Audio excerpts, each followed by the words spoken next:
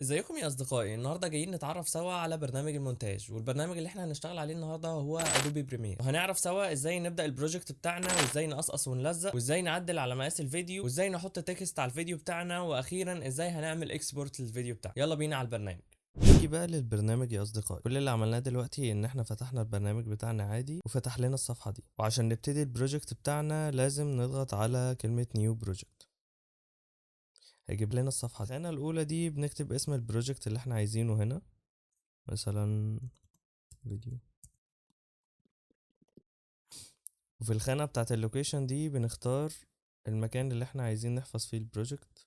فلنعتبر ان انا مثلا عايز احفظه هنا، select file، اوكي، وبعد كده بدوس اوكي.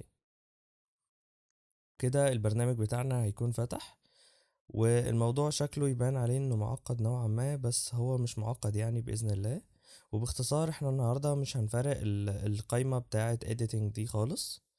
ويلا بينا. في الاول كده احنا عايزين نimport ميديا، يعني نحط فيديو نشتغل عليه. ممكن نروح لقائمة فايل من فوق خالص هنا، ونختار منها import. فلنعتبر ان احنا نشتغل على الفيديو بتاع النهاردة، فندوس عليه كده دبل كليك. هيجي لنا هنا في القائمة بتاعة البروجكتس، هنشده كده ونحطه على التايم لاين بتاعنا. الطريقة التانية وهي اللي انا بستخدمها، وهي بتكون ان انا فاتح الملف اللي فيه الفيديو اللي انا هشتغل عليه، وبشد الفيديو كده بحطه على طول على التايم لاين.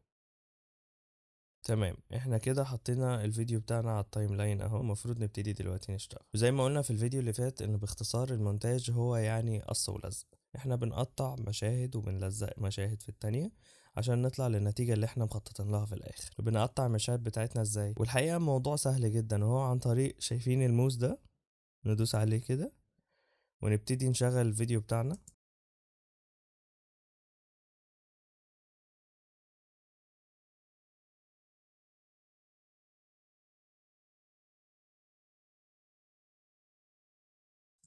فلنعتبر مثلا ان انا مش عايز الحتة اللي فاتت دي كلها، فمكان ما انا واقف كده بدوس كده، اديني قطعتها الحتة اللي فاتت اهو. طيب لو انا عايز امسح الحتة اللي فاتت دي مثلا، برجع تاني للماوس بتاعي، وهنا ممكن اعمل كليك يمين واعمل كلير، او ممكن ادوس ديليت على طول من الكيبورد، يعني احدد اللي انا عاوز امسحه وادوس ديليت على طول من الكيبورد. طيب انا عايز اشيل الحتة الفاضية دي، يعني الفيديو بتاعي لما يجي يبتدي كده هيبتدي في حتة سودا، وبعد كده هيوصل للفيديو لان انا مسحت حتة منه. طيب اشيل الحتة دي ازاي؟ في كذا طريقة، منهم ان انا يدوي اعمل كده، او منهم ان انا اعمل كده كليك يمين وادوس على دي، او وانا بمسح هنا بدل ما ادوس كلير ادوس ايه، ريبل ديليت، فتبقى مسحت وشالت المسافة اللي هي كان فيها الفيديو اللي احنا مسحه. طيب تمام، دلوقتي انا مصور الفيديو بمقاس 16:9، المقاس اللي بالعرض اللي هو بتاع اليوتيوب العادي. لو انا عايز اعمله المقاس الفيديو اللي هو بالطول، يعني انا مش مصور بالاصل من الطول ومحتاج اعمل فيديو ده مقاس بالطول، فبعملها ازاي؟ وهو عن طريق اني بروح لقائمة سيكونس، وباجي على سيكونس سيتنج وادوس عليها، وباجي عند الخانة بتاعت فريم سايز دي. وموضوع باختصار، شايفين رقم 16:9 ده؟ احنا عايزين الموضوع العكس، يبقى 9:16 عشان يبقى المقاس بالطول. فبنعكس الرقمين دول، وهو الرقم ده بنعكسه بنحطه هنا، والرقم ده بنعكسه نحطه هنا، زي ما هنعمل دلوقتي.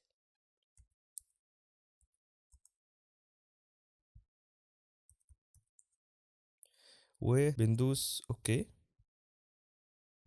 وبعدها بندوس اوكي. شايفين إن هو عمل لنا مقاس بالطول، بس بقى فيه مساحة سودا كبيرة فوق ومساحة سودا كبيرة تحت. ازاي بنعدل الموضوع ده؟ بندوس على الفيديو بتاعنا، وبنيجي عند الايفكت كنترولز، ونيجي عند موشن، وشايفين كلمة سكيل دي، نبتدي نغير السكيل لحد ما الدنيا تظبط كده. تمام، ظبط. بس انا مثلا مش في النص بالظبط، فبرضو عن طريق البوزيشن بظبط، سواء اذا كان يمين بقى ولا شمال.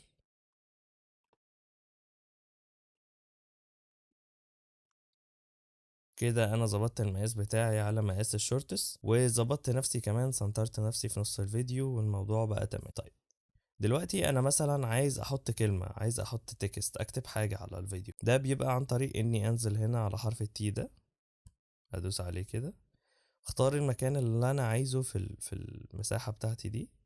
مثلا انا هكتب هنا، دوست اهو، مثلا هكتب، انا كده كتبت خلاص، بقى فلاير تاني اهو عندي على التايم لاين. عايز اظبط بقى المقاس بتاعه برضو، هختارها كده، هدوس عليها كده من التايم لاين، وهاجي للقائمة بتاعت برضو الايفكت كنترولز، واختار منها سكيل، واغير المقاس بتاع الخط بتاعي، برضو اغير البوزيشن بتاعه، انا عايز اخليه في نص الفيديو، عايز اطلعه فوق شوية.